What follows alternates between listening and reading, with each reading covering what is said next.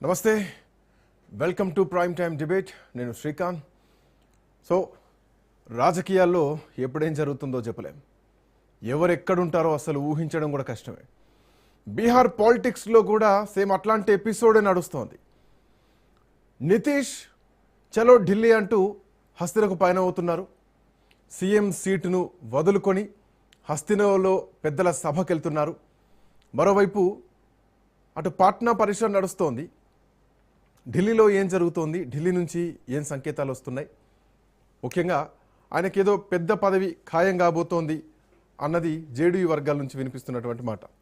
అయితే డిప్యూటీ ప్రధాని ఇస్తారా, లేదంటే భవిష్యత్తులో ప్రెసిడెంట్ పోస్టు ఖాయం అన్నటువంటి సంకేతాలు ఏమైనా వస్తున్నాయా?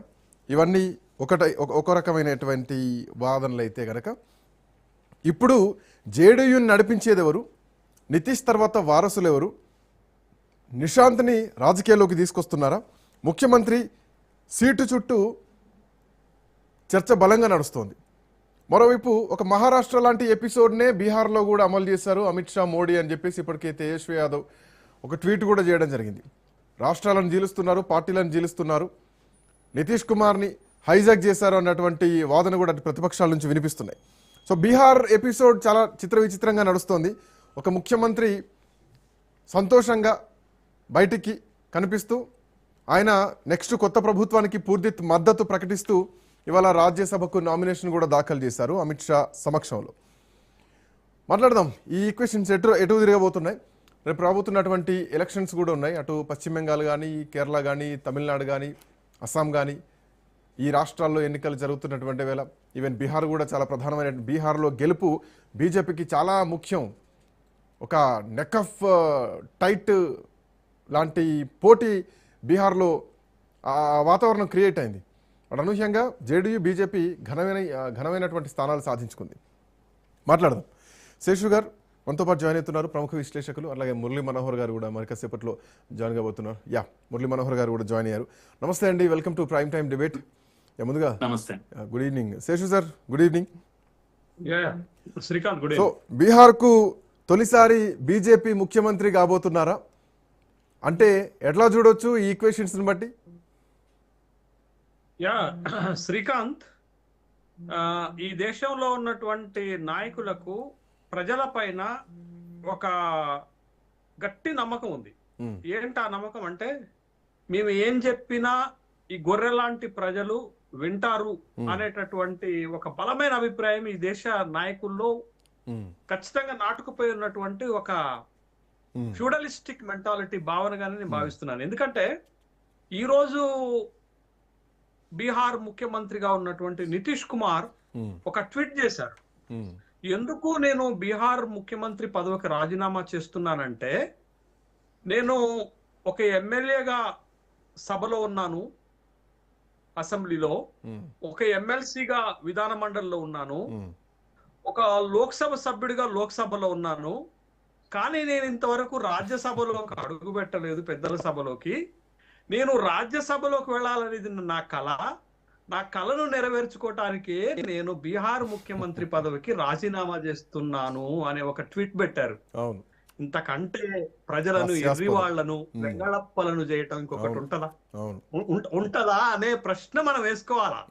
ఎందుకనంటే నితీష్ కుమార్ ఇవాళ ఎందుకు రాజీనామా చేస్తున్నాడు అని అంటే, అందరికీ తెలిసిన నగ్న సత్యం. ఈవెన్ ప్రధానమంత్రి నరేంద్ర మోడీ దగ్గర నుంచి గృహ మంత్రి అమిత్ షా వరకు, తర్వాత జేడీయూలో ఉన్నటువంటి టాప్ మోస్ట్ లీడర్ నుండి చిట్ట చివరి కార్యకర్త వరకు తెలిసింది ఏంటంటే, తన కుమారుడు రాజకీయ భవిష్యత్తుని, నిశాంత్ రాజకీయ భవిష్యత్తుని కాపాడుకోవటం కోసమే తను ఈ రోజు రాజీనామా చేసి కేంద్రంలో ఉన్నటువంటి మంత్రి మండలిలోకి వెళ్ళటానికి, తర్వాత కొడుకుని రాష్ట్రంలో ఒక గొప్ప పదవిలో నిలబెట్టడానికే చేస్తున్నాడు అనేది చాలా స్పష్టమైన అంశం. కానీ తను ఏం చెప్తున్నాడు, తను వల్ల వేస్తున్నటువంటి ఆదర్శాలు ఏంటది?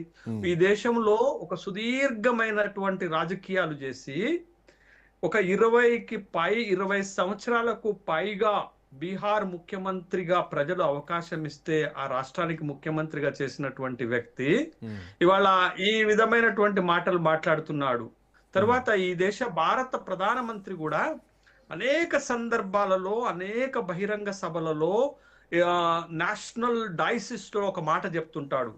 మేము భ్రష్టాచార పార్టీలతోటి గాని పరివార పార్టీలతో గాని ఎలాంటి కొయిలేషన్స్ ఉండవు అని అంటాడు. కానీ వాళ్ళతో పొత్తులుంటాయి, వాళ్ళతో రాజకీయ వేదికలు పంచుకుంటారు, వాళ్ళతోటి అధికారం పంచుకుంటారు అనేదాన్ని మనం చూస్తున్నాం. ఇవాళ బీహార్లో తెరపైకి తెస్తున్నది ఏంటది? వారసత్వ రాజకీయం కాదా? అవును. బీహార్ లో ఉన్నటువంటి నాయకులందరూ ఏదో ఒక అవినీతి ఆరోపణలతో ఉన్నటువంటి వాళ్ళు కాదా అనేటటువంటి అంశాన్ని మనం చూడాలి. ఇక ఎన్నికలకు సంబంధించినటువంటి అంశం అంటే చూస్తే వారసత్వ రాజకీయాన్ని వ్యతిరేకించిందే నితీష్. ఎందుకంటే లాలూ ప్రసాద్ యాదవ్ వారసత్వాన్ని వ్యతిరేకించినటువంటి వ్యక్తి. మళ్ళీ వారసత్వ రాజకీయాలను ఏ రకంగా ఎంకరేజ్ చేస్తారు? మరి దీన్ని ఎట్లా చూడాలా ఆ రాష్ట్ర పరిస్థితిని బట్టి? అదే నేనేమంటున్నాను, ఈ దేశ రాజకీయాల్లో నాయకులు చెప్పేది ఒకటి చేసేది ఒకటి అనేది.